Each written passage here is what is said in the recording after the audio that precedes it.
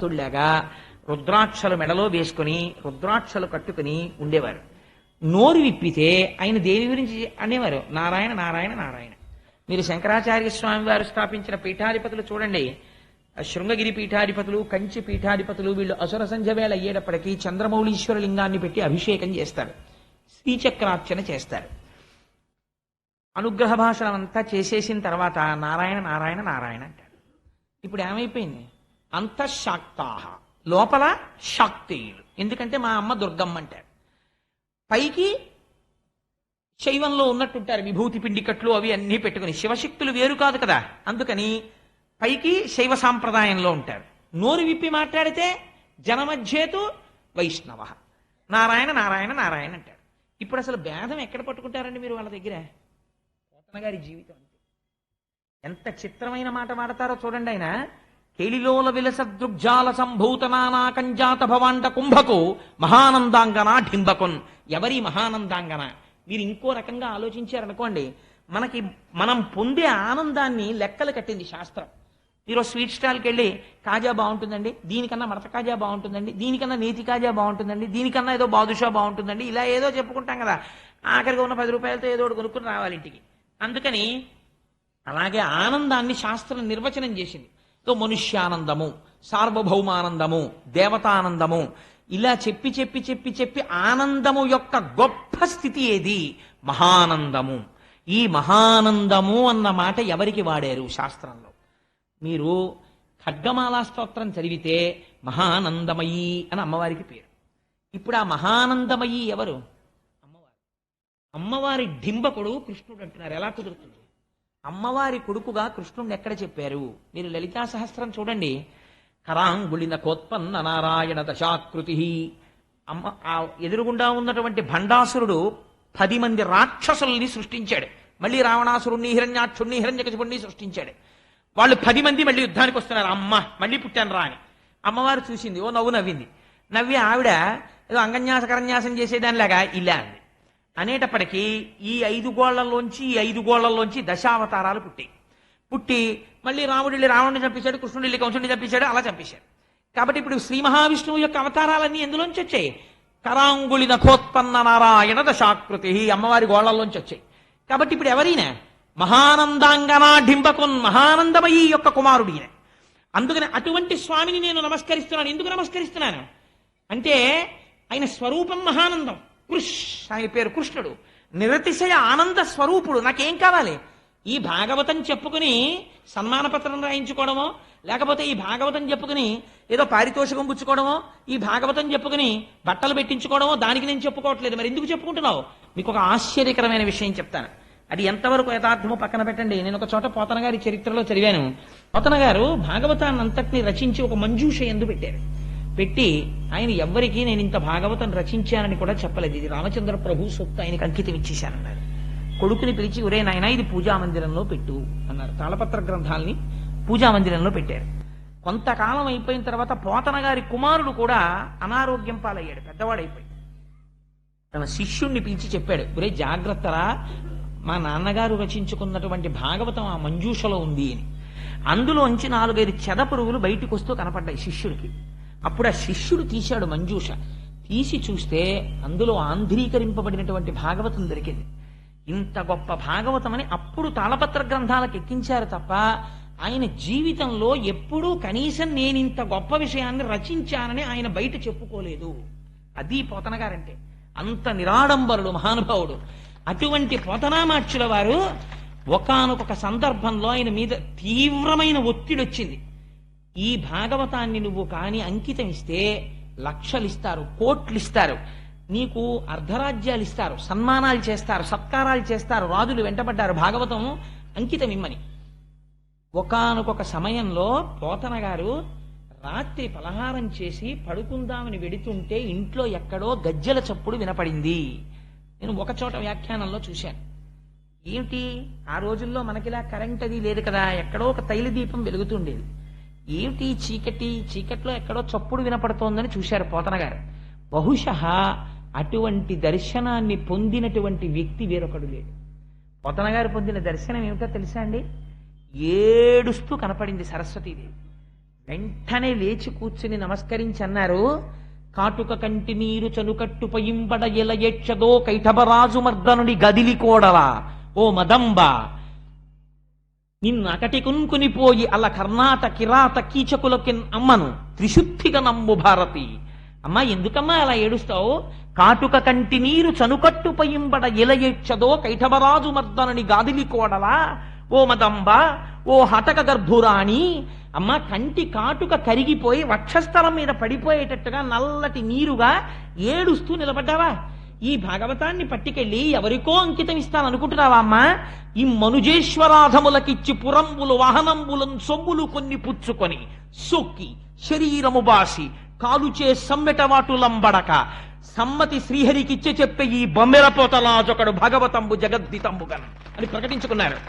ఈ భాగవతాన్ని ఇంత కష్టపడి రచించి రామచంద్ర ప్రభువు నా చేత రచింపచేస్తే ఈ మనుజేశ్వరాధములకిచ్చి ఈ రాజులకిచ్చి వాళ్ళు అధములు, వాళ్ళకేం తెలుసనిస్తాను?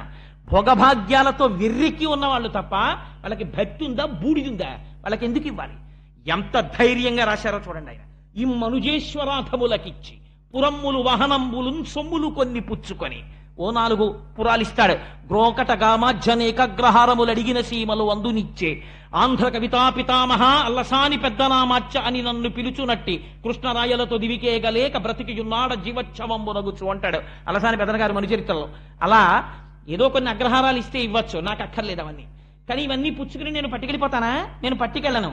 ఒకనాడు శరీరము సొక్కిపోతుంది, వృద్ధాప్యం వచ్చేస్తుంది, పడిపోతే ఆనాడు కాలుడు వస్తాడు యమధర్మరాజు. ఏవిరా నీతో రామచంద్రమూర్తి భాగవతం చెప్పిస్తే, రామచంద్రమూర్తి భాగవతం రాయిస్తే అమ్ముకున్నావురా దాన్ని అరణానికి అని నన్ను ఈడ్చుకెళ్ళి నా కడుపులో ఉన్న ప్రేగులు పైకి తీసి కత్తితో నరికి నా కండ నాతో తినిపిస్తారు. నాకెందుకయ్యా ఇవన్నీ? ఈ మనుజేశ్వరాధములకిచ్చి పురమ్ములు వాహనమ్ములు సొమ్ములు కొన్ని పుచ్చుకొని సొక్కి శరీరము బాసి కాలుచే సమ్మెటవాటులంబడక సమ్మతి శ్రీహరికిచ్చే చెప్పే ఈ బమ్మెరపోతరాజొకడు భాగవతంబు జగద్భీతంబుగన్. పోతే పోని ఏం రాదు, నాకు 4 రూపాయలు రావు, నాకు రావలసినటువంటి కంకణాలు రావు, నాకు రావలసినటువంటి అగ్రహారాలు రావు, నాకు అక్కర్లేదు.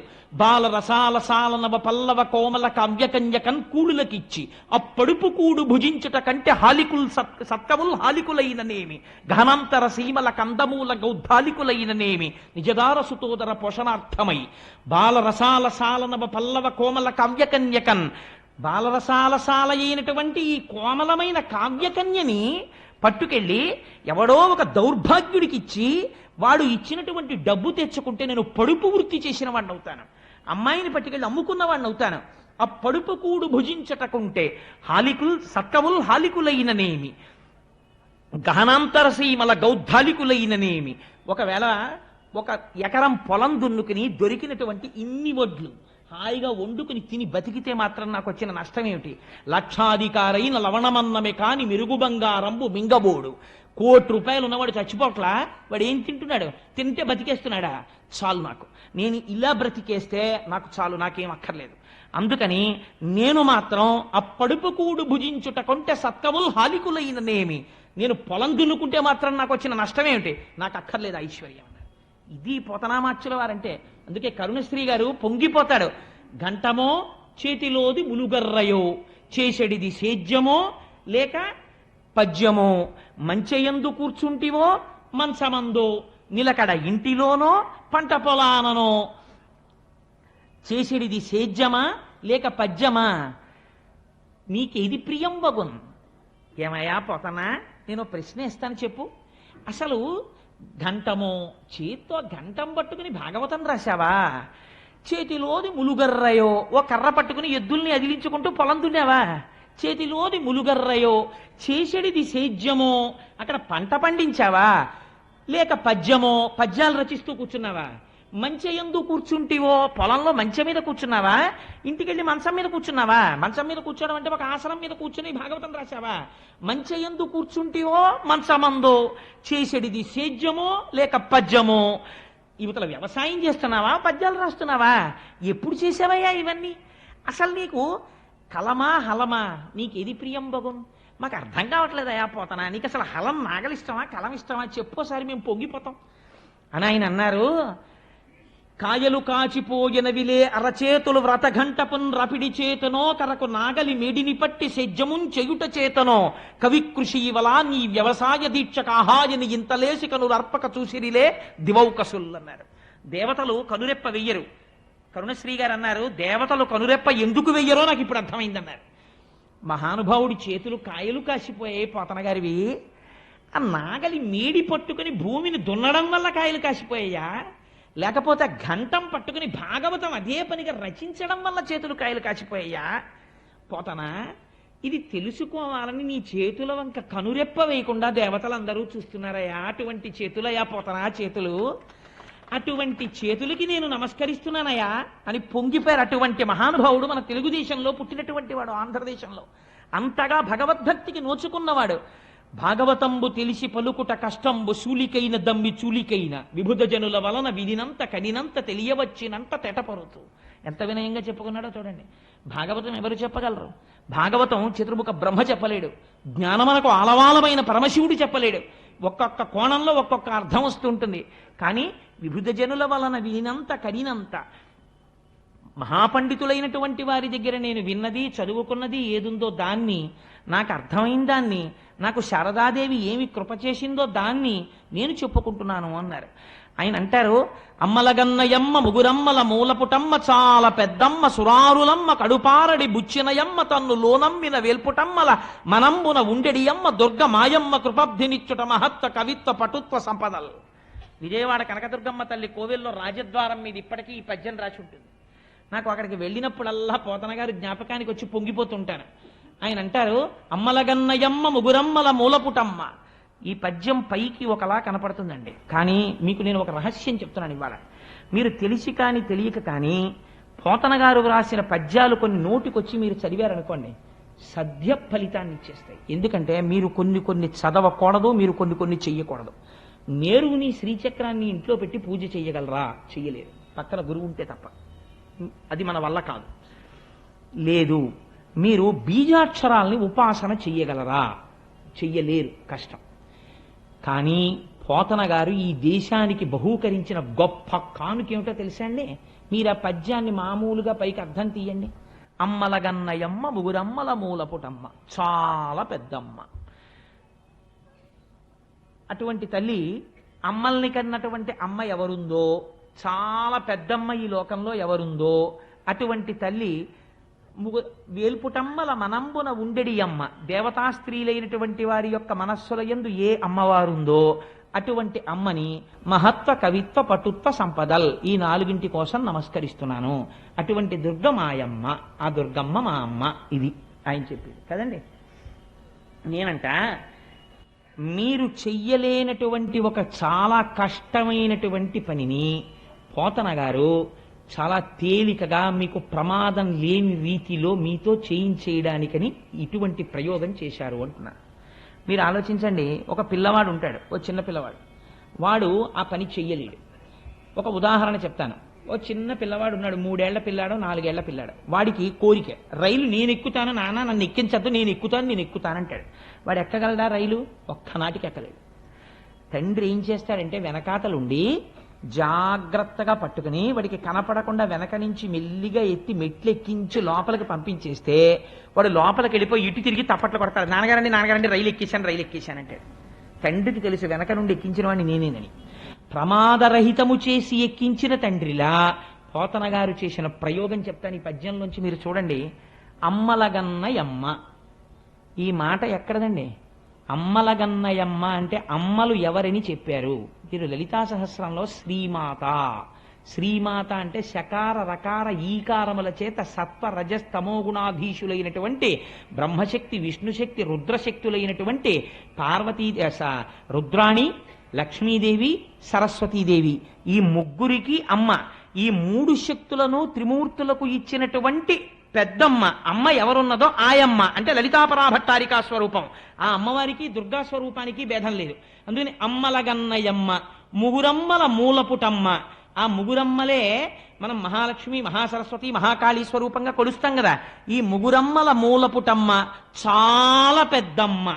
ఈ మాట చూడండి, చాలా గమ్మత్తైన మాట. చాలా పెద్దమ్మ. ఏమిటి చాలా పెద్దమ్మ. దీన్ని మీరు సంస్కృతంలోకి తీసుకెడితే ఆ మాట ఏమవుతుందో తెలుసా అండి? మహాశక్తి, అండపిండ బ్రహ్మాండములంతటా నిండిపోయినటువంటి శక్తి స్వరూపం ఎక్కడుందో, మీరు ఒక చామంతి పువ్వు పట్టుకుంటే అందులోంచి పైకొస్తున్నటువంటి ఇంత చిన్న గొంగళి పురుగు ఇలా ఇలా కదులుతుంటుంది. దానికో 2 కళ్ళు, దానికో మెదడు. మీరు చామంతి పువ్వుకి వెనకాతల ఉన్న కాడ పెట్టి ఆ పురుగుని ఇలా అన్నారనుకోండి, అది ఉన్న బలంతో గబగబగబ పాకేస్తుంటుంది. అంటే దానికి ఏమైనా జరుగుతుందేమో, నేను బతకాలని కోరిక. అంటే దానికి భయం ఉంది, దానికి కోరిక ఉంది, దానికి ఒక శక్తి ఉంది, దాంతో పరిగెడుతుంది. ఒక చీమ పరిగెడుతుంది. ఎక్కడ లేదండి అమ్మవారి ఇప్పుడు? ఎంత దయాస్వరూపిణి! ఈ ఛీ గొంగళి పురుగులో నేను ఉండడం ఏమిటి అని అనకుండా ఆవిడ గొంగళి పురుగులో ఉంది. ఇలా ఉండడం మాతృత్వం, ఇది దయ. దీన్ని సౌందర్యం అంటారు. ఈ దయకి సౌందర్యం అని పేరు. అట్మోస్ట్ కంపాషన్ ఈ సౌందర్య. అది ప్రవహిస్తే సౌందర్య లహరి. అందుకని ఇప్పుడు ఏమైంది? ముగురమ్మల మూలపుటమ్మ చాలా పెద్దమ్మ. ఈ అండపిండ బ్రహ్మాండములంతటా నిండిపోయి ఈ భూమిని తిప్పుతూ, లోకములను తిప్పుతూ, ఇవన్నీ తిరగడానికి కారణమైనటువంటి అమ్మవారు ఎవరుందో ఆ అమ్మ ముగురమ్మల మూలపుటమ్మ చాలా పెద్దమ్మ. ఈవిడ సురారులమ్మ కడుపారడి బుచ్చినయమ్మ. సురారి అంటే దేవతలకి, అరి అంటే శత్రువులైనటువంటి వాళ్ళ యొక్క అమ్మ. దితి, దితి అయ్యోని ఏడిచేటట్టుగా ఆవిడికి కడుపు శోకాన్ని మిగిల్చింది. అంటే రాక్షసులు నశించడానికి కారణమైనటువంటి అమ్మ. దేవతల్లోకి శక్తిగా ఇవిడు ఉండకపోతే రాక్షసులు ఎలా మరణించారు? అందుకని సురారుల తల్లి కడుపారడి బుచ్చినయమ్మ, తన్ను లోనమ్మిన వేల్పుటమ్మల మనంబున ఉండెడి అమ్మ. ఇదో గొప్ప మాట. తన్ను లోనమ్మిన వేల్పుటమ్మలు ఎవరండి? అమ్మవారిని మనస్సులో నమ్ముకుని శక్తిలో తిరుగుతున్నటువంటి వాళ్ళు ఎవరు? మనకి అష్టమాతృకలని ఉన్నారు సంప్రదాయంలో. వాళ్ళని మనం 8 పేర్లతో పిలుస్తూ ఉంటాం. బ్రాహ్మి, మహేశ్వరి, మహాలక్ష్మి, వైష్ణవి, మహేంద్రి, చాముండి, కౌమారి, వైష్ణవి, ఇలా 8 దేవతలు ఉన్నారు. వీళ్ళని అష్టమాతృకలని పిలుస్తారు. ఈ అష్టమాతృకలు కూడా శ్రీచక్రంలో దేవతలుగా ఉంటారు. వీళ్ళు నిరంతరము అమ్మవారిని లోపల కొలుస్తూ అమ్మవారి వలన శక్తిని పొంది మనని ఉద్ధరిస్తుంటారు. ఈ 8 మనం కొలుస్తూ ఉంటాం. రక్తాంబరాం రక్తవర్ణాం రక్త సౌభాగ్య సుందరాం వైష్ణవీం శక్తిమద్భుతాం అంటారు దేవి భాగవతంలో వ్యాస భగవానుడు. ఈ 8 శక్తినిచ్చినటువంటి అమ్మవారెవరో ఆవిడ వేల్పుటమ్మల మనంబున ఉండెడి అమ్మ దుర్గమాయమ్మ. ఈ దుర్గమ్ముందే లలితాపరాభట్టారిక, ఆ యమ్మ మా యమ్మ. ఇప్పుడు ఏం చెయ్యాలి? నాకు కృపాబ్ధినిచ్చుట, నాకు దయతో ఇవ్వాలి. నాకు అర్హత ఉందని ఇవ్వక్కర్లేదు, నాకు ఇచ్చేయాలి దయతో. ఏమిటివ్వాలి? మహత్వ, కవిత్వ, పటుత్వ సంపదల్. మీరు సాధారణంగా అమ్మవారికి శాక్తేయ ప్రణవములు అని కొన్ని బీజాక్షరాలు ఉన్నాయి.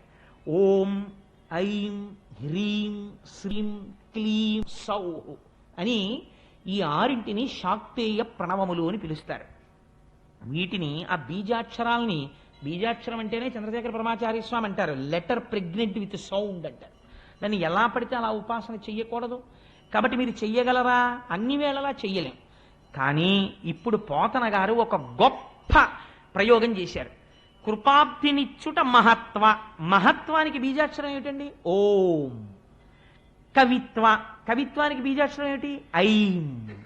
మహత్వ, కవిత్వ, పటుత్వ, భువనేశ్వరి బీజాక్షరం ఏమిటి? హ్రీం. ఆ తర్వాత సంపదల్, లక్ష్మీదేవి, శ్రీం. ఇప్పుడు ఓం, ఐం, హ్రీం, శ్రీం. అమ్మలగన్నయమ్మ, శ్రీమాత్రే నమః. ఓం, ఐం, హ్రీం, శ్రీం, శ్రీమాత్రే నమః. మీరు బీజాక్షరాలతో అస్తమానం అనడానికి వీల్లేదు. అలాగా కానీ మీరు రైల్లో కూర్చుని, బస్సులో కూర్చుని, స్నానం చేయకుండా ఎక్కడున్నా కూడా అమ్మలగన్నయమ్మ ముగురమ్మల మూలపుటమ్మ చాలా పెద్దమ్మ సురారులమ్మ కరుపారడి బుచ్చినయమ్మ తన్ను లోనమ్మిన వేల్పుటమ్మల మనంబున ఉండెడియమ్మ దుర్గమాయమ్మ కృపబ్ధి నిత్యుట మహత్వ కవిత్వ పటుత్వ సంపదల్ అంటున్నారు అనుకోండి. మీరు మరో రూపంలో ఓం, ఐం, హ్రీం, శ్రీం, శ్రీమాత్రే నమః, ఓం, ఐం, హ్రీం, శ్రీం, శ్రీమాత్రే నమః అనేస్తున్నారు. మీరు అస్తమానం అమ్మ అమ్మ అమ్మ అమ్మ అమ్మ అంటే ఏమైపోతుంది? అమ్మవారు తొందరగా పలికేది దేనికి? వేరొక నామానికి పలకదు. అందుకే లలితా సహస్రం శ్రీమాత అమ్మతనంతో ప్రారంభమవుతుంది. ఆవిడ రాజరాజేశ్వరి అయినా ఆవిడ ముందు అమ్మ. అమ్మా అనేటప్పటికీ పొంగిపోతుంది అంతే. ఏమిరా అబ్బాయి అంటుంది. ఇన్ని మాటలు ఆ పద్యంలో అటు ఇటు అమ్మ అమ్మ అమ్మ అమ్మ అంటున్నారు అనుకోండి, అమ్మలగన్నయమ్మ అని మీరు ఓ అమ్మ అమ్మ అమ్మ అని పిలుస్తుంటే అమ్మ ఏం చేస్తుంది? బా పిల్లాడు అస్తమానం అమ్మ అమ్మ అమ్మ అని తినేస్తున్నాడు అనుకోండి, ఎవరో పెద్దవాళ్ళతో మాడుతుంటే ఏమిట్రా అంటుంది. ఇంత విసుక్కుంటూ చూసిన అమ్మ అమ్మ ఆకలేస్తోందమ్మా అన్నం పెట్టమ్మా అంటాడు. ఉండి వస్తున్నాను, ఒక్క 5 నిమిషాల్లో వచ్చేస్తానండి. నేను గబగబా కాస్త ఉసిరికాయ పచ్చడి అన్నం నెయ్యేసి కలిపేసి తింటుండి మళ్ళీ వస్తానంటుంది. ఎందుకని? అలా 4 మాటలు అమ్మ అమ్మ అమ్మ అని పిలిచేటప్పటికి విసుక్కోవడం చేత కానటువంటి దయాస్వరూపము అమ్మ. ఇప్పుడు మీరు ఓం ఐం హ్రీం శ్రీం శ్రీమాత్రే నమః అని లేకపోవచ్చు, కానీ అమ్మలగన్నయమ్మ ముగురమ్మల మూల పుటమ్మ చాలా పెద్దమ్మ అనడానికి కష్టం ఏమిటండి? ఇప్పుడు చెప్పండి, పోతన గారు శ్రీ విద్యా రహస్యాలన్నింటినీ ఔపాసన పట్టి ఆంధ్రదేశానికి ఒక మహత్తరమైన కానుకని బహూకరించిన మహాపురుషుడా కాదా? ఆయన ఒక ఋషి పోతన గారు. అందుకని ఆ పద్యం ఇచ్చారు. ఇచ్చి వెంటనే అంటారు, వాలిన భక్తి మెచ్చదన వారిత తాండవ కేళికి దయాశాలికి శూలికి శిఖరిజా ముఖపద్మ మయూక మాలికి కపాలికి బాల శశాంక మౌళికి నారదాది మునిముఖ్య మనస్సరసీరుహాళికి అంటారు. వాలిన భక్తి మెచ్చదన వారిత తాండవ కేళికి. ఏమి మాటలండి పోతన గారి నోటంట పడ్డాయి? పోతన గారా పలికింది? వెనక రామచంద్రమూర్తి పలికిస్తున్నారు ఆయనతోటి. వాలిన భక్తి. వాలిన భక్తి ఏమిటండి? ప్రపంచంలో మీరు ఎక్కడైనా నిలబడిన భక్తి, వాలిన భక్తి, ఒంగున్న భక్తి, కూర్చున్న భక్తి ఇలా విన్నారా? సాత్విక భక్తి, రాజస భక్తి, తామసిక భక్తి ఇలా ఉంటాయి. అంతేగాని వాలిన భక్తి, నించున్న భక్తి, పడుకున్న భక్తి ఇలా ఉండదు. మరి పోతన గారంతటి వారు వాలిన భక్తి అన్న మాట ఎలా వేశారు? అంటే వాలిన భక్తి అంటే ఏమిటో తెలుసా అండి? నాకు యోగ్యత లేదు, నేను నీకు నమస్కరించగలిగిన వాడను కాను, నీ స్వరూపము నాకు అర్థం కాదు, కానీ ఏమీ చేత కాని వాడనైనటువంటి నేను చేసిన నమస్కారమును స్వీకరించి వీడు నన్ను అర్థము చేసుకోలేడు అన్న నా యొక్క అశక్తతని నా యందు అర్హతగా చూపించి నాకు కరుణతో నీ స్వరూపాన్ని నాకు నువ్వు తెలియచెప్పి నన్ను నీ అంత వాణ్ణి చేసి నీలో కలుపుకోవడం నీ ఔదార్యం. నా అశక్తి ఉంటే తప్ప నీ శక్తి ప్రకటితమవుదు. అందుకని శరణాగతి ఏం చేస్తుంది? నీ దౌర్బల్యము చేత ఈశ్వరుడి శక్తిని ఆవిష్కరింపజేస్తుంది. లేనినాడు ఈశ్వరుడి యొక్క కరుణ ఆవిష్కరింపబడడానికి అవకాశం ఎక్కడుంది? శరణాగతి లేకపోతే. శరణాగతిలో భక్తుడి యొక్క వినయము ప్రకటితమవుతుంది, భగవంతుడి యొక్క దయ ప్రకటితమవుతుంది. ఇప్పుడు శరణాగతి చేస్తున్నారు. ఎవరికి? తాను ఏ పరమేశ్వరుణ్ణి నమ్మారో ఆ శంకరుడికి నమస్కరిస్తున్నారు. ఎక్కడ చూపించారండి భేదం పోతన గారు? పలకలా కృష్ణ కథ. వాలిన భక్తి. వాలిన భక్తి అంటే ఏమిటో తెలుసా అండి? మనం సాష్టాంగ నమస్కారం చేస్తాం ఈశ్వరుడికి పూజంతా అయిపోయిన తర్వాత. అప్పుడు ఒక మాట చెప్తాం, స్వామి ఉరసా శిరసా దృష్ట్యా మనసా వచసాస్తథా పద్యాః కరాభ్యాం కర్ణాభ్యాం ప్రణామోష్టాంగముచ్యతే అని. స్వామి చూశావా, నేను నీ ముందు వాలిపోయి నేల మీద పడి నా గుండెలు తగిలేట్టు, నా తల తగిలేటట్టు, నా కన్నులు తగిలేట్టు, నా చెవులు తగిలేటట్టు, నా చేతులు తగిలేటట్టు, నా పాదములు తగిలేటట్టు నేను భూమి మీద పడి నమస్కరిస్తున్నాను అంటే శరణాగతి. వాలిన భక్తి మెచ్చదన వారిత తాండవ కేళికి. నేను ఇప్పుడు భూమి మీద పడిపోయి నమస్కరిస్తున్నాను. ఎవరికి? అవారిత తాండవ కేళికి. ఏమి మాటలండి పోతన గారి నోటి వెంట. ఈ పద్యాల గురించి వినగానే పొంగిపోకుండా భగవంతుడు ఎలా ఉంటాడో నాకు చెప్పండి. అవారిత తాండవ కేళికి. ఆపడం చేత కాక ఎప్పుడు అలా తాండవం చేసేటటువంటి వాడైనటువంటి వాడికి ఎందుకండి అట్లాంటి వాడికి నమస్కారం చేయడం? ఆయన ఏదో నాట్యం చేసుకుంటుంటే ఈ నమస్కారం చేస్తే ఆయన చూస్తాడా? కాదు. ఎందుకు ఆ మాట అంటున్నారో తెలుసా అండి? పోతన గారు ఏమడిగారు? శివారాధన చేసి ఐశ్వర్యం అడగలేదు, జ్ఞానం అడిగారు, మోక్షం అడుగుతున్నారు. అందుకని ఇప్పుడు తాండవ కేళికి. కైలాసం అన్న పేరు ఎందుకు వచ్చిందో తెలుసా అండి? కేళి అంటే ఆనందము సంస్కృతంలో. కైలము అంటే ఏమిటో తెలుసా అండి? ఆనందముల యొక్క సమూహము. ఆనందముల యొక్క సమూహమునకు ఆలవాలమైన ప్రదేశము కైలాసము. కాబట్టి ఆనంద నిలయుడు ఎక్కడ ఉన్నాడు? ఇక్కడ ఉన్నాడు, అక్కడ ఉన్నాడు. కైలాసమునందు శంకరుడు ఉన్నాడు, ఆనంద నిలయుడే ఉన్నాడు. వాడు ఏమిస్తాడు? ఆనందం ఇస్తాడు. ఆనందం ఎందులోంచి వస్తుంది? జ్ఞానంలోంచి వస్తుంది. జ్ఞానం ఏమిస్తుంది? మోక్షం ఇస్తుంది. ఆనందమే మోక్షం. సత్యం జ్ఞానమనంతం బ్రహ్మ. ఆ ఆనందమానికే మోక్షం అని పేరు. కాబట్టి ఇప్పుడు అవారిత తాండవ కేళికి, దయాశాలికి, శూలికి, శిఖరిజా ముఖపద్మ మయూఖ మాలికి ఎన్ని విశేషణాలు వేసేశారండి. విచిత్రం ఏమిటో తెలుసా? ఆయన ఇలా పద్యం చెప్పేస్తుంటే పాదంలో ప్రతి పదానికి చివర ఏ అక్షరం పడిపోతుంది? లికారం పడిపోతుంది. ఇప్పుడు ఈ లికారం ఎందుకు పడిపోవాలని మాటలు? ఇంకో అక్షరం పడకూడదా పద్యం చెప్పేటప్పుడు? అంటే వాలిన భక్తి మెచ్చదన వారత తాండవ కేళికి శిఖరిజామక పద్మమయూక మాలికి శూలికి అన్ని లీ లయకారకుడై అజ్ఞానాన్ని లయం చేసి జ్ఞానం ఇచ్చే శంకరుడు. అందుకని జ్ఞానమునకు అధిపతి అయిన వాడు కాబట్టి లింగస్వరూపుడు కనుక లికారాంతమైనటువంటి పదముల చేత స్తోత్రం చేస్తున్నారు. అయ్యవారిని స్తోత్రం చేసి మహానుభావుడు పోతన గారు మన పిల్లలకి అందించిన గొప్ప కానుక ఒకటి ఉంది. ఇవాళ మనకి చేతకాక మనకి తెలియక మనం వదిలిపెట్టేసుకుంటున్నాం. పోతన గారు శారదాదేవి మీద ఒక పద్యం చెప్పారు. నాకు సరస్వతీ కటాక్షము కలగాలి, నేను భాగవతాన్ని రచించడానికి నేను ఒక పరమ యథార్థాన్ని మీకు ఆవిష్కరిస్తున్నాను. సరస్వతీదేవిని ఉపాసన చేయడానికి 11 మంత్రాలు ఉన్నాయి. 11 మంత్రాల్లో మహామంత్రములు అంటారు వాటిని. ఈ 11 మహామంత్రాలకి 11 ధ్యాన శ్లోకాలు ఉన్నాయి. అమ్మవారిని ఒక్కొక్క రూపంతో ధ్యానం చేయొచ్చు. నేను సౌందర్యలహరి చెప్పినప్పుడు ఒకసారి ఇదే వీరికి మీరు చెప్పాను కూడా. అమ్మవారిని కవీంద్రాణం చేత ఎరుపు రంగు సరస్వతిగా చూస్తే ఒక ఫలితం, తెల్లటి సరస్వతిగా చూస్తే ఒక ఫలితం, జ్ఞానం ఇస్తుంది అప్పుడు ఆవిడ. అలా ఉంటే శారద అని పిలుస్తారు. పోతన గారు మనకు ఒక గొప్ప అమృతాన్ని చేతిలో పెట్టారు. ఏమిటో తెలుసా అండి? ఆయన సరస్వతీదేవి మీద చేసినటువంటి శ్లోకాన్ని మీరు జాగ్రత్తగా పరిశీలన చేస్తే, మంత్రాలని బహిరంగ వేదికల మీద చెప్పకూడదు కాబట్టి నేను చెప్పట్లేదు, కానీ సరస్వతీదేవికి సంబంధించినటువంటి 11 మహామంత్రాలని మీరు పుస్తకంలో తీసి పక్కనెట్టుకుని 11 మహామంత్రాలు చదివేటప్పుడు ధ్యాన శ్లోకాలు ఏముంటాయో మీరు పక్కన రాసి 11 శ్లోకాలు మీరు ఈ 11 శ్లోకాల్లోంచి తీసి పోతన గారు సరస్వతీదేవిని చేసినటువంటి ప్రార్థనా శ్లోకం మీరు తీశారనుకోండి. శారద నీరదేంద్రు ఘనసార పటీర మరాళ మల్లికాహార తుషార అని ఆయన కొన్ని పదగుంభనంతో కూడినటువంటి స్తోత్రం చేశారు.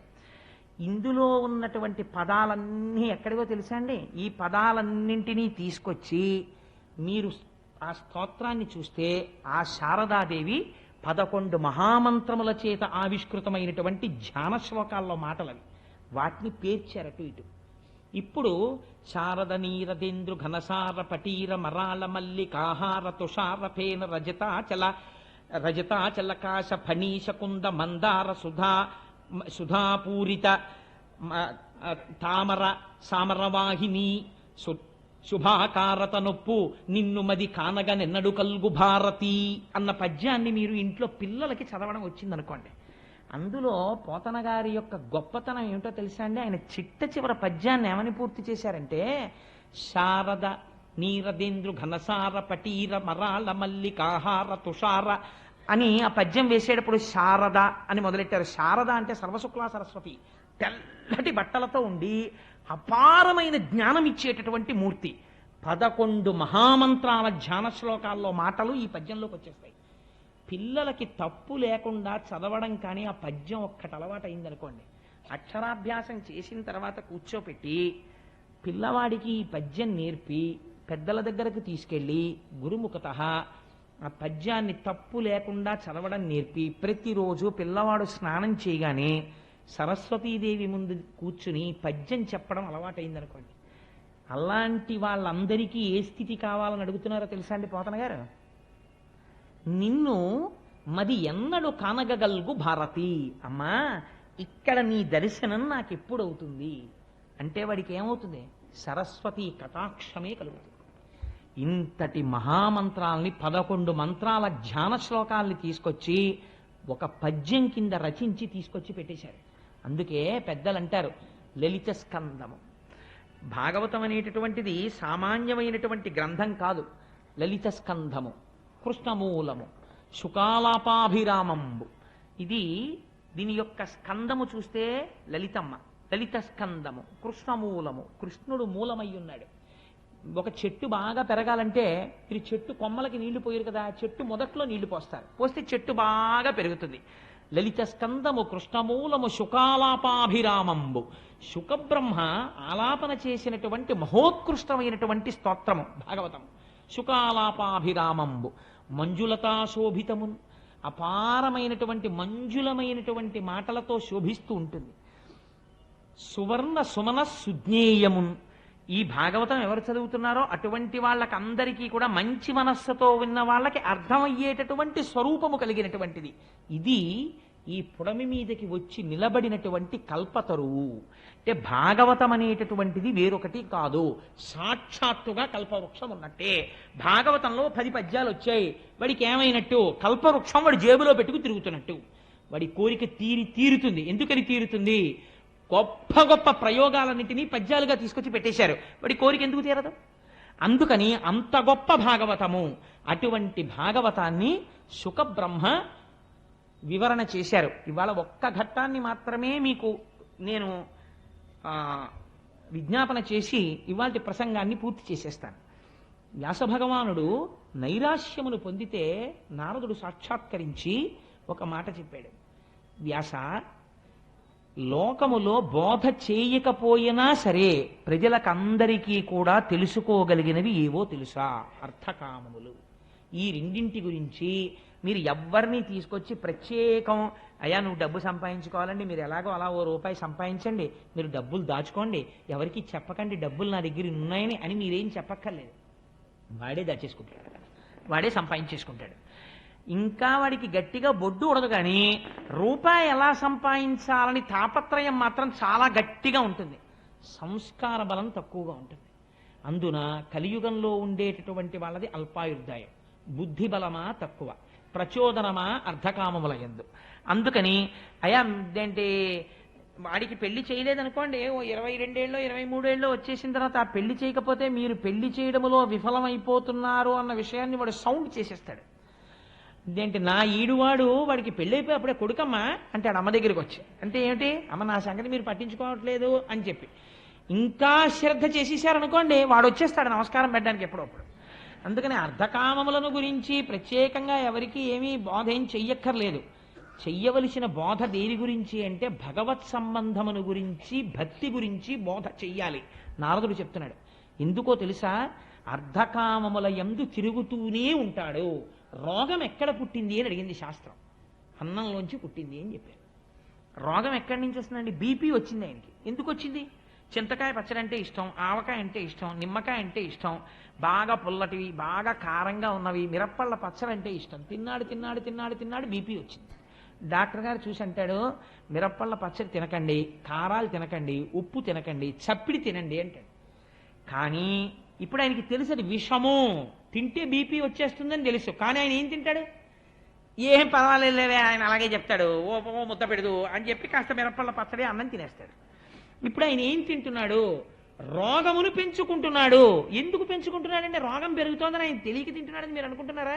తెలుసు ఆయనకి. ఎందుకు తింటున్నాడో తెలుసా? రసేంద్రియమును నిగ్రహించలేకపోయాడు. శరీరమే పోతుందిరా అని తెలిసినా సరే, రోగం వచ్చేస్తుందిరా అని తెలిసినా సరే నిగ్రహించలేకపోయాడు. ఎందుకు నిగ్రహించలేకపోయాడు? ఈ బలహీనత కొన్ని కోట్ల జన్మల నుంచి తరుగుతోంది నిన్నలాగా. డబ్బు పిచ్చ, ఈ ఇంద్రియాల పిచ్చ తరుగుతూనే ఉన్నాయి. అలాగా వాటికి వశుడు అయిపోతూనే ఉన్నావు. అయినా సరే ఒక బురదలో పడిపోయిన వాడు బురద నీటిని తీసుకుని స్నానం చేసేసాడు అనుకోండి, తల నిండా అమ్మయ్య స్నానం చేశానండి అని అనుకోండి. ఇప్పుడు ఏమిటి జరుగుతుంది? వాడి అది శుద్ధి అయిపోయింది. ఏమిటి అమ్మాయి ఎవరైనా స్నానం చేసా వచ్చి ఇంట్లోకి అంటారా? అనరు. ఒరినీయ సాధ్యం కుల నువ్వు పడిపోయింది బురదలో, నువ్వు ఒడ్డుకొచ్చి మళ్ళీ చెంబుతో బురద నీళ్లు తీసుకుని మళ్ళీ మీద పోసుకున్నావు, స్నానం అయిపోయింది అంటున్నావు. ఎలా అవుతుంది? స్నానం అవదు, నువ్వు దగ్గరికి వెళ్ళి పోసుకో అంటావు. నీవు ఇంద్రియముల చేత తరమబడి తరమబడి తరమబడి తరమబడి కొన్ని కోట్ల జన్మలు ఎత్తిన వాడివి మళ్ళీ ఇంద్రియాలకు సంబంధించిన సుఖాలనే తీసుకెళ్లి శరీరానికి ఇస్తుంటే నువ్వు ఎప్పుడు ఉత్తమ లోకాలని పొందుతావు, ఉత్తమ గతులను పొందుతావు? పొందలేవు. కాబట్టి ఇప్పుడు నీకు మంచినీటి స్నానం కావాలి. మంచినీటి స్నానం ఎవరు చేయిస్తారు? ప్రేమ ఉన్న అమ్మ చేయిస్తుంది. ప్రేమ ఉన్న అమ్మ ఎవరు? వ్యాసుడు. ఆయన చేయించాలి. అందుకని భాగవతం ఇచ్చాడు ఆయన. ఇప్పుడు చెప్తున్నాడు నారదుడు వ్యాసుడికి, నువ్వు పాండవులు కౌరవులు ఎలా కొట్టుకున్నారో, రాజ్యాలు ఎలా వచ్చాయో వీళ్ళకి ఎందుకయ్యా, వాళ్ళకన్నా వీళ్ళకి బాగా తెలుసు. నీకు తెలుసా? అనవసరం అవన్నీ. వాడు భారతం ఏమీ చదవకుండా దుర్యోధనుడి కన్నా అహంకారంతో తిరగలడు, ధృతరాష్ట్రుడి కన్నా బాగా పక్కింటి వాడికి తెచ్చి దాచేసుకోగలడు. భారతం ఎందుకు? నువ్వేమన్నా ప్రయత్నపూర్వకంగా భగవంతుడి గురించి ఏమైనా చెప్తావా? చెప్తే ఈ జన్మలో వీడు చేసుకున్నటువంటి ఇంద్రియ లౌల్యం వీడిని వచ్చే జన్మలలో హీనోపాఠులలోకి తీసుకుపోతుంది. భగవంతుడికి ఏమి రాగద్వేషాలు ఉండవండి. నేను ఒక మాట చెప్తే మీరు మనస్సులో ఏమనుకోకండి, నేను ఒక యథార్థం చెప్పడం కోసమని మీకు నేను చెప్తాను. మీరు దాని గురించి విచారణ కోసం నేను చెప్తున్నాను అంతే, మీరు మరోలా భావించకండి. నా యందు పరమ పవిత్రమైన వేదిక మీద అసహ్యకరమైన విషయాలు ప్రతిపాదించవలసిన అవసరం నాకు లేదు. ఒక వ్యక్తికి కామము బాగా ఉండిపోయింది అనుకోండి, ఆ వ్యక్తి నోటి వెంట రాకూడని మాట ఒకటి వస్తుంటుంది, మీరు విని ఉంటారు. వృద్ధాప్యం వచ్చేసిన తర్వాత వార్ధక్యంబున మోహమూర్ఖతలచే వాతాది రోగాలచే వ్యర్థం వైజడు వాక్ప్రవాహములచే వాత్సల్య చిత్తంబుచే అర్ధధ్యానముచే మహాభ్రమతచే హాస్య ప్రసంగాలచే స్వార్థం వే పరమార్థమై చెడుదురి స్వార్థ ప్రజల్ శంకర. వాడికి కామ ఉండిపోయింది. ఉండిపోతే వాడు పైకి చెప్పలేక 70 ఏళ్ళు వచ్చేసిన తర్వాత మంచి పంచె కట్టుకుని వచ్చాడు అనుకోండి, తాతయ్య పెళ్లి కొడుకులో ఉన్నావు అన్నారు అనుకోండి సరదాకి ఎవరో. అంటే అమ్మా అలా అనకూడదు, పెళ్లి కొడుకులా ఉన్నావనుకో. నన్ను చూడగానే ఏమండి మిమ్మల్ని చూడగానే త్రివేణీ సంగమంలో స్నానం చేసినటువంటి ఫలితం కనిపించేటటువంటి ఒక మంచి ఉపాసనా బలం పొందుతున్న వాళ్ళే ఉన్నారను, అది శరీరానికి సరిపోతుంది. ఇంకా నేను పెళ్లి కొడుకునేమిటమ్మా అందవాడు. వాడు ఏమంటాడంటే నాకు పిల్లనిచ్చేవాళ్ళెవరు అంటారు. అంటే వాడికి ఎంత కడుపులో బాధ ఉందో చూడండి. అంటే 80 ఏళ్ళు వచ్చాయి వాళ్ళు అలా అన్నారేమిటి నన్నని వాడు బాధపట్టలేదు. నిజంగా నేను పెళ్లి కొడుకులా ఉంటే పిల్లని ఎందుకు ఇవ్వరు, హాయిగా వాళ్ళే సంబంధాలు చూస్తారేంటి, తాతగారు మీరు చేసుకోండి అని తీసుకొచ్చి నాకు ఇవ్వచ్చు కదా అని వీడికి కడుపులో బాధ. ఈ బాధ ఉంటే ఏమవుతుందని చెప్పిందో తెలుసా అండి శాస్త్రం? వీడు పైకి చెప్పలేడు, అదొక ధూర్తతనం వచ్చేస్తుంది వృద్ధాప్యంలో. కానీ అది సావదు కామం. సావకపోతే ఏమైపోతుందంటే వృద్ధాప్యంలో అంత్యమునందు వీడికి ఇంకా వ్యామోహం ఉండిపోతుంది. ఉండిపోతే ఈశ్వరుడు ఏం చేస్తాడంటే, మీకు భాగవతంలోనే ఒక చోట వచ్చేస్తుంది, స్త్రీ ఉపాధిని ఇస్తారు. అప్పుడు ఎందుకు ఇస్తారు? మీరు ఆ విశ్వరూప హత్య జరిగినప్పుడు, ఆ విశ్వరూప హతము జరిగినటువంటి ఆఖ్యానమును విన్నప్పుడు మీకు అర్థమవుతుంది. అందులో స్త్రీ స్వరూపాన్ని ఇస్తారు. ఇచ్చిన తరువాత ఈ స్త్రీ యందు, ఇటువంటి స్త్రీ యందు ఎటువంటి బుద్ధి కలుగుతుందంటే వెలయాలికి ఉండేటటువంటి బుద్ధి కలుగుతుంది. ఎప్పుడూ కూడా కామముతో తిరుగుతుంటుంది. రూపము ఉండి 10 మంది పురుషులను ఆకర్షిస్తుంది. ఆకర్షించిన కారణం చేత శరీరమునకు పటుత్వం ఉడిగిపోయి శరీరములోంచి చీవు నిరంతరము స్రవించేటటువంటి వ్రణములు బయలుదేరుతాయి. బయలుదేరి అందులోంచి క్రిములు కింద పడుతుంటాయి. అంత దూరంలో ఉంటే ఇక్కడే పుల్లటి కంపు రావడం మొదలవుతుంది.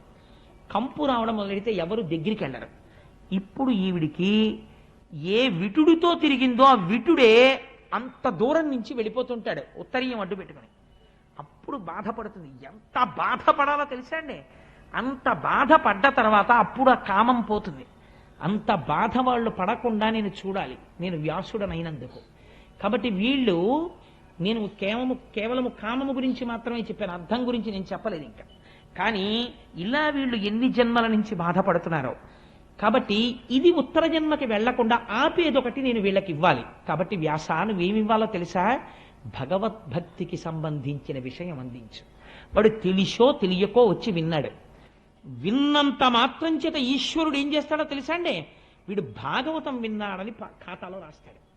రాసి హీనోపాధిలోకి వెళ్ళిపోకుండా ఈ ఫలితాన్ని అడ్డుపెట్టి మంచి జన్మ వైపుకి తిప్పుతాడు. భాగవత శ్రవణం ఒకనాడు ఒక ఉత్తముని యొక్క ఇంట్లో పుట్టి భగవద్భక్తి వైపుకి మారుస్తుంది. అందుకని ఒక మంచి మాట చెప్పు తప్ప నువ్వు మళ్ళీ అర్ధకామముల గురించే మాట్లాడితే కావ్యమునకు ప్రయోజనమేమి? హరినామ స్మృతి లేని కావ్యము వృధా, దాని వలన ఏ విధమైనటువంటి ఉపయోగము ఉండదు. హరినామ స్మృతి చేయు కావ్యము మానస సరోవరం లాంటిది. కానీ హరినామము చెప్పనటువంటి కావ్యము విచిత్రార్థాన్వితంబయ్యు, ఎంత గొప్ప అర్థాలతో నువ్వు చెప్పు, అది తద్దినం పెట్టిన చోటుకి కాకులు వచ్చేటటువంటి రేవు లాంటిది. అందుకు నువ్వు ఇప్పుడు ఏం చెప్తావో తెలుసా? భగవద్భక్తి, భగవంతునికి సంబంధించిన విశేషములు, భగవద్భక్తుల కథలతో కూడినటువంటి విషయాన్ని చెప్పు, అటువంటిది చెప్పు భాగవతంలో అని ఒక్క మాట నారదుడు చెప్పాడు. నేను ఎందుకు ఇవాళ నారదుడిగా ఉన్నానో నీకు చెప్తాను వ్యాసుడా, నువ్వు తెల్లబోతావు వింటే. నారదుడు ఎందుకయ్యాడో తెలుసా అండి? నారదుడు ఒక దాసీపుత్రుడు. ఆయన తల్లిగారు చిన్నతనం నుంచి బాగా ఐశ్వర్యవంతులైనటువంటి ఒక బ్రాహ్మణుల ఇంటిలో ఊడిగం చేసేది ఆవిడ. వాళ్ళ ఇల్లు తుడవడం, వాళ్ళ గిన్నెలు తోమడం, వాళ్ళ ఆవులకి పాలు పితికి పెట్టడం అది చేసేది. తల్లి ఎక్కడికి వెడితే అక్కడికి ఆ కొడుకు కూడా వెళ్ళిపోతుండేవాడు. ఈ బ్రాహ్మణుల ఇంటిలో తిరుగుతున్నాడు. వాళ్ళు వేదవేదాంగములను చదువుకున్నవారు. ఆ ఇంటికి వర్షాకాలంలో అటుగా వెళ్ళిపోతూ సన్యాసులు కొంతమంది చాతుర్మాస్యానికని వచ్చారు. వస్తే అమ్మతో పాటు ఈ పిల్లవాడు కూడా అక్కడ ఉన్నాడు. ఒరే, రోజు నువ్వు స్నానం చేసేసి పొద్దున్నే కాస్త వాళ్ళకి పీటలు వేయడం, దర్భాసనాలు వేయడం, వాళ్ళ మడిబట్టలు తీసుకురావడం, ఇలాంటి పనులు చేస్తూ ఉండరా అన్నాడు యజమాని. నారదుడు రోజు స్నానం చేసి వీళ్ళకి ఆ బట్టలు తీసుకొచ్చి అక్కడ పెడుతుండేవాడు. వాళ్ళు సన్యాసులంటే లోకమంతటా పరబ్రహ్మమును చూసేవాళ్ళు. దాసీపుత్రుడు అని కూడా వాళ్ళు చూడలేదు. వాళ్ళు 2 గొప్ప వరాలు ఇచ్చారు నారదుడికి. ఏమిటో తెలుసా అండి? 5 సంవత్సరముల పిల్లవాడు తమకి చేస్తున్నటువంటి సేవ చూసి వాళ్ళు తినగా మిగిలినటువంటి ఉచ్ఛిష్టాన్ని నారదుడికి ఇచ్చేవారు. ఇది నువ్వు తిను. వాళ్ళు మహాభాగవతులు. వాళ్ళు తినగా మిగిలినటువంటి భాగవత శేషాన్ని తిన్నారు. వాళ్ళు మధ్యాహ్నం అయ్యేటప్పటికీ నాట్యం చేస్తుండేవారు, సంతోషంతో పాటలు పాడుతూ. నేను విశాఖపట్నంలో శారదాపీఠంలో మత్తూరు నుంచి వచ్చినటువంటి సంస్కృత పండితుల్ని చూస్తుండేవాడిని. వాళ్ళ పిల్లలు కూడా ఇంతంత పిల్లలు కూడా సంస్కృతంలో మాట్లాడతారు. మా దొరగారు చూసినట్టున్నారు. ఇంత పిలకలు పెట్టుకుని తెల్లవారకట్ట లేచి సంధ్యావందనం చేసుకుని అభిషేకాలు చేసుకుని అవి చదువుకుంటుంటారు. వాళ్ళ ఆడవాళ్ళు కచ్చా పోసి పట్టుచీరలు కట్టుకుని సౌందర్యలహరి ఎంత బాగా చదువుతుంటారో. రాత్రి అయ్యేటప్పటికి ఇన్ని పాలు తాగి 2 పళ్ళు తిని పడుకుంటుంటారు. ఇంతంత ఎత్తున బ్రహ్మవర్చస్సు ఉట్టి పడిపోతూ ఉంటారు వాళ్ళు. అలా ఆ వచ్చిన సన్యాసులు పొద్దున్న లేవడం, భగవంతుణ్ణి అర్చన చేసుకోవడం, ఆ వేదాంగాలు చదువుకోవడం, చర్చ చేసుకోవడం, మధ్యాహ్నం అయ్యేటప్పటికి భగవంతుణ్ణి స్మరిస్తూ నాట్యం చెయ్యడం, పొంగిపోవడం చేసేవారు. ఈ పిల్లాడికి ఏం తెలియదు. కూర్చుని వాళ్ళ వంక చూసి ఎంత బాగుందో అని పొంగిపోతుండేవాడు. ఆఖరికి చాతుర్మాస్యం అయిపోయింది. వాళ్ళు వెళ్ళిపోతున్నారు. వాళ్ళు ఏమిస్తారండి? ఇప్పుడు ఒక సన్యాసి వెళ్ళిపోతూ తనకి సేవ చేసిన వాడికి ఏమిచ్చి వెళ్ళిపోతాడు? అబ్బాయి నువ్వు 1000 రూపాయలు ఉంచుకోరా అని సన్యాసి ఇవ్వడు కదా. అందుకని ఇప్పుడు వెళ్ళిపోతూ పిలిచి నిష్కపటత్వంబున సదాచారుండనై, నాకేమీ తెలియకపోయినా ఏ కాపట్యం లేకుండా మనస్సులో వాళ్ళ మీద ఉన్నటువంటి అపారమైన భక్తి చేత నే సేవించగా నిష్కారుణ్యంబున, వాళ్ళందరూ కూడా కారుణ్యమని చెప్పడానికి కూడా లేదు, అంత వాత్సల్య చిత్తంబుతో వాళ్ళు నన్ను పక్కన కూర్చోపెట్టి ఉపదేశించిరి నాకు ఈశ్వర రహస్యోదార విజ్ఞానమున్. వాళ్ళ ఆఖరణ దగ్గర కూర్చోపెట్టుకుని, ఒరే అబ్బాయి నేను మీకింతకన్నా ఏం చెయ్యగలనరా? అపచారంబులు లేక నిత్య పరిచర్యాభక్తియుక్తుండనై చపలత్వంబును మానినే కులవగా సంతుష్టులై వారు నిష్కపటత్వంబున దీనవత్సలతో కారుణ్య సంశీలురై ఉపదేశించిరి నాకు ఈశ్వర రహస్యోదార విజ్ఞానమన్. అది వాళ్ళు చేసిన మహోపకారం. ఒరే నువ్వు రోజు లేచి మాకు ఉపకారం చేశావు, మాకు సేవ చేశావు, రా నీకు జ్ఞానం చెప్తామని కూర్చోపెట్టుకుని వాళ్ళకి కృష్ణ పరమాత్మ మీద 12 మహామంత్రాన్ని ఉపదేశం చేసేసి, ప్రణవోపదేశం చేసేసి, ఆ పిల్లవాడికి కూర్చోపెట్టి ఈ లోకమునందు మాయ ఎలా ఉంటుందో, సత్యం ఎలా ఉంటుందో చెప్పేశాడు. చెప్పేగానే ఇంతకాలం అటువంటి వాళ్ళని సేవించి ఉన్నాడు. సత్పురుష సాంగత్యం, సత్సంగత్తే నిస్సంగత్వం నిస్సంగత్తే, నిర్మోహత్వం నిశ్చలతత్వం నిశ్చలశక్తే జీవన్ముక్తి. అటువంటి సత్పురుషులతో తిరిగి హృదయం అంతా పరిశుద్ధి అయిపోయింది. వెంటనే ఈయనకి మనసులోకి అందేసింది. పైకి అమ్మతో తిరుగుతున్నాడు కానీ ఆ సన్యాసులు వెళ్ళిపోయారు, చాతుర్మాస్యం అయిపోయింది. లోపల ఆ శ్రీమన్నారాయణుణ్ణి తలుచుకుని పొంగిపోతూ రోజు అమ్మతో వెళ్ళేవాడు. ఒకరోజు చీకటి పడిపోయిన తర్వాత ఆ బ్రాహ్మణులు పిలిచి, అమ్మ పెరట్లోకి వెళ్ళి ఆవుల పాలు పితికి పట్టరా అన్నారు తల్లిని. ఆ తల్లి ఆవుల పాలు పితుకుదామని వెళ్ళింది. అక్కడ ఒక పెద్ద త్రాచుపాం పడుకుంది. ఆవిడ చూడకుండా దాని మీద కాలేసింది. ఆ త్రాచుపాం ఆవిడ్ని కరిచేసింది. తల్లి చచ్చిపోయింది. అప్పుడు ఆయన పిల్లవాడు అనుకున్నాడు, అమ్మయ్య నాకున్న ఒకే ఒక బంధం తెగిపోయింది. అమ్మ అన్నదొకటి ఉండడం వల్ల నేను ఈ ఇంట్లో అమ్మతో పాటు తిరగవలసి వచ్చింది. ఇంకిప్పుడు నేను స్వేచ్ఛా విహారిని, అంతటా ఈశ్వరుణ్ణి చూస్తూ వెళ్ళిపోతానని వెళ్ళిపోయాడు. ఎందుకని? ఉపదేశించిరి నాకు ఈశ్వర రహస్యోదార విజ్ఞానవన్. అలా వెళ్ళిపోయి ఒక మహారణ్యంలోకి వెళ్ళిపోయాడు. పెద్ద పులులు తిరుగుతున్నాయి, క్రూర సర్పాలు తిరుగుతున్నాయి. ఆయన అనుకుంటున్నాడు, నాకేమిటి భయం? ఈ లోకమంతటా నిండి నిబిడీకృతమై శాసించేటటువంటి కారుణ్యమూర్తి అయిన శ్రీమన్నారాయణుడు ఇక్కడున్నాడని నాకు వాళ్ళు చెప్పారు. ఇక్కడ నా స్వామి ఉండగా నాకేం ఆపద జరుగుతుంది అని విపరీతమైన దాహం వేసింది. అక్కడ ఒక మడుగు కనపడింది. ఆ నీళ్లు తాగి స్నానం చేసి ఈ లోపల ఉన్న నా స్వామి ఒక్కసారి నాకు సాకారంగా కనపడితే బావుణ్ణు అని ఒక రావి చెట్టు కింద కూర్చుని ద్వాదశాక్షరి తదేకంగా ధ్యానం చేస్తున్నాడు. ధ్యానం చేస్తుంటే లీలామాత్రంగా ఒక మెరుపులా శ్రీమన్నారాయణుని యొక్క దర్శనమైంది. పొంగిపోయి పైనుంచి కిందకి మెరుపును చూసినట్టు చూశాడంతే. అంతర్ధానం అయిపోయాడు. అంతర్ధానం అయిపోయి అశరీరవాణి వినపడింది. ఈ జన్మలో సత్పురుషులతో తిరిగినటువంటి అదృష్టం చేత, వాళ్ళ మాటలు పట్టించుకున్న కారణం చేత నీకు లీలామాత్ర దర్శనం ఇచ్చాను. నువ్వు చూసిన రూపాన్ని బాగా చూడాలలా అని కోరుకుంటూ, నా గురించే చెప్పుకుంటూ, నా గురించే పాడుకుంటూ, నా గురించే మాట్లాడుకుంటూ తిరిగి తిరిగి తిరిగి తిరిగి దేహధర్మం కాబట్టి ఈ శరీరాన్ని వదిలేస్తావు. రోజున వదిలేసిన తర్వాత నిన్ను గుప్తంగా ఉంచుతాను. ఒకనాడు నువ్వు సాక్షాత్తుగా బ్రహ్మదేవుని యొక్క కుమారుడిగా జన్మిస్తావు. ఆనాడు నీకు మహతి అనబడేటటువంటి వీణని బహూకరిస్తాను. దాని మీద నారాయణ స్తోత్రం చేస్తూ స్వేచ్ఛగా లోకముల యందు విహరిస్తావు. నీకు ఈ కానుకరిస్తున్నానన్నాడు శ్రీమన్నారాయణుడు. ఆనాడు శ్రీమన్నారాయణుణ్ణి దర్శనం చేస్తూ తిరిగి తిరిగి దేశమంతటా తిరిగి స్వామి గురించి చెప్పుకుని దేహధర్మం గనక ఒకనాడు ఈ శరీరం వదిలిపెట్టేశాను. వదిలిపెట్టేసి సంతోషంగా బ్రహ్మగారి దగ్గరికి వెళ్ళిపోయాను. మళ్ళీ కల్పాంతం అయిపోయిన తర్వాత చతుర్ముఖ బ్రహ్మగారు సృష్టింపబడ్డాడు నారాయణుడి నాభికమలంలోంచి. మొట్టమొదట ప్రజాపతుల్ని సృష్టించినప్పుడు చతుర్ముఖ బ్రహ్మగారు నన్ను సృష్టించాడు. నాకు మహతి అన్న వీణనిచ్చాడు.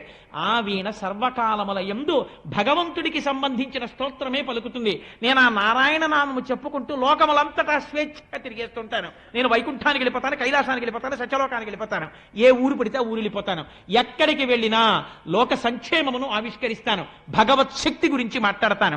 అది తప్ప ఇంకొకటి నాకు రాలేదు. వ్యాస, నేను ఇవాళ ఇంతటి వాణ్ణి ఎందువల్ల అవగలిగాను? ఒకనాడు దాసీపుత్రుడనైన నాకు నలుగురు సన్యాసులు ఉపదేశించినటువంటి జ్ఞానము ఇవాళ నన్ను ఈ స్థితికి తెచ్చింది. ఉత్తర జన్మలో, రెండో జన్మలో నారదుడిని అయిపోయాను. నువ్వు భాగవతాన్ని, భగవత్కథని చెప్పగలిగితే విన్నవాడు ఉత్తర జన్మలో ఎందుకు మహాజ్ఞాని కాలేడు, ఎందుకు భక్తుడు కాలేడు? అందుకని భక్తి గురించి చెప్పవయా? ఎందుకు చెప్తావు ధృతరాష్ట్రుడి గురించి, ఎందుకు చెప్తావు దుర్యోధనుడి గురించి? చెప్పకపోయినా వాళ్ళకి తెలుసు అవన్నీ. అందుకని భక్తి గురించి చెప్పు, భక్తికి ఆలవాలమైన భాగవతమును రచించు అంటే ఆనాడు మహానుభావుడు వ్యాస భగవానుడి మాటలు విని పొంగిపోయి, శహబాష్ నారదా, ఎంత గొప్ప మాట చెప్పావయ్యా. ఇప్పుడు నేను భగవంతుడి గురించి, భగవంతుడి విశేషముల గురించి, ఈ బ్రహ్మాండముల ఉత్పత్తి గురించి, ఆయన్ని నమ్ముకున్న భాగవతుల గురించి, ఈశ్వరుడు వాళ్ళ వెంట ఎలా పరిగెత్తినటువంటి వృత్తాంతముల గురించి నేను రచన చేస్తాను. ఇది ఎవరు చదువుతారో, ఎవరు వింటారో వాళ్ళు నారదుడు తరించిపోయినట్టు తరించిపోతారు. అటువంటి భాగవతాన్ని రచన చేయడం ప్రారంభిస్తున్నానని ఆచమనం చేసి కూర్చుని తన ఆశ్రమంలో భాగవత రచన ప్రారంభము చేశాడు వ్యాస భగవానుడు. ఇక్కడ మన పోతన గారు ప్రారంభించారు వాంధ్రీకరణ. రేపటి రోజున ఆ భాగవతం ఎలా ప్రారంభమవుతుందో, పరీక్షిత్ అన్న పేరెందుకు వచ్చిందో, అశ్వత్థామ బ్రహ్మశిరోనామకాస్త్ర ప్రయోగం ఎలా చేశాడో, కృష్ణస్తుతి ఎలా చేశారో ఆ విశేషాల్ని రేపటి రోజున విజ్ఞాపన చేస్తాను. స్వస్తి.